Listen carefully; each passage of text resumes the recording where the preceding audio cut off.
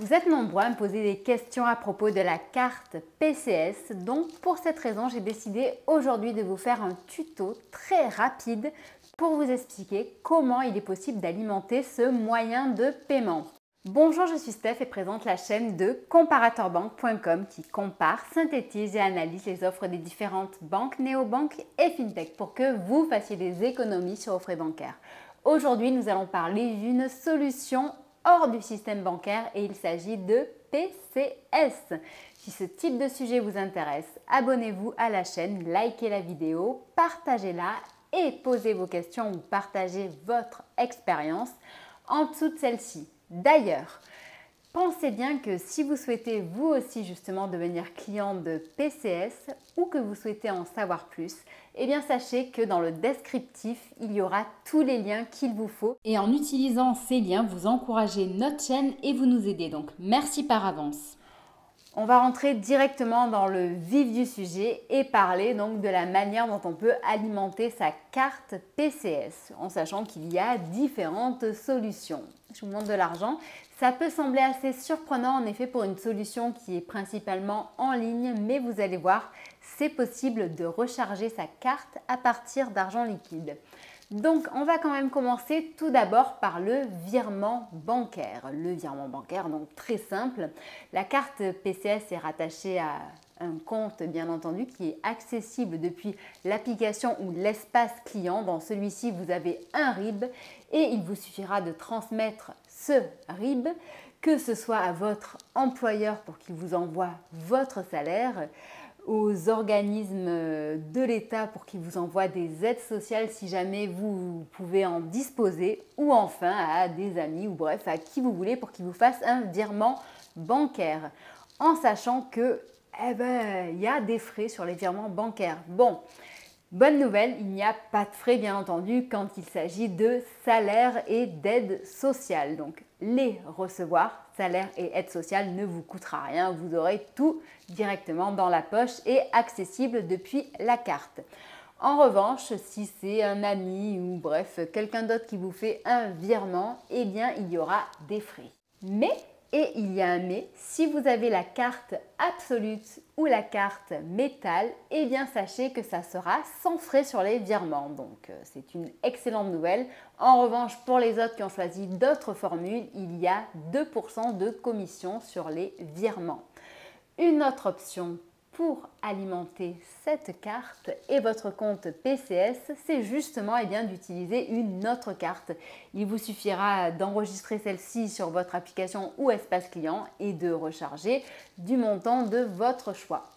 En sachant que il y aura un petit peu des frais. Les frais sont de l'ordre de 4% pour faire ce transfert d'argent. La dernière option pour alimenter votre carte, c'est l'argent liquide. En effet, donc l'argent liquide n'est pas mort. Non, non, non, nous sommes encore nombreux à l'utiliser et il faut vraiment justement continuer à le faire parce que sinon ça va vraiment disparaître justement. Mais bon, donc vous pouvez aller chez votre buraliste qui vous échangera justement en échange de votre argent liquide un coupon PCS, en sachant qu'il y a différents types de coupons, que ces coupons vont de 20 € à 250 €, donc ils sont vendus par les buralistes, et que sur ce coupon justement, il y a une date limite et un code secret que vous devez garder impérativement confidentiel. Il ne doit être communiqué à personne. Un code que vous intégrerez justement dans votre application ou sur votre espace client pour recharger du montant que vous avez donné pour acheter votre ticket, votre coupon. En sachant, là je le précise bien, que ce coupon n'est pas un moyen de paiement. Il s'agit juste d'un moyen pour recharger votre carte de paiement. Donc attention aux arnaques.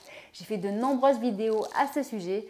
Je parlais à l'époque de Transcash, mais vous pouvez les regarder car l'arnaque est la même. Concernant les frais sur ces coupons, ils sont de 7% pour les coupons qui vont de 20 € à 199 €.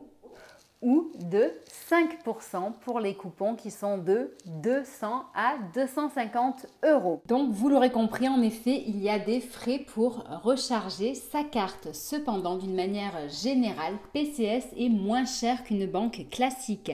Si vous voulez en savoir plus sur les frais, cliquez sur le lien qui est en dessous de la vidéo pour vous rendre sur le site de PCS et faire une simulation.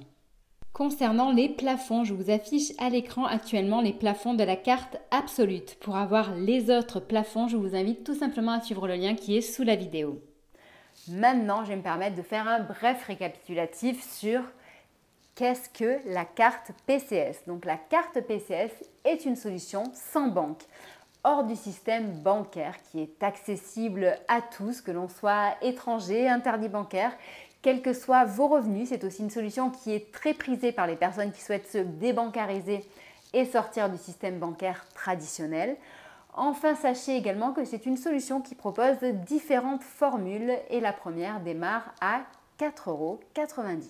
Sur notre site et donc dans le descriptif sous la vidéo, vous avez justement le détail des différentes formules avec les frais et les avantages. J'attire d'ailleurs votre attention car en ce moment, il y a une carte Chrome achetée, une carte Chrome offerte, ce qui fait votre carte à 9,90 € seulement.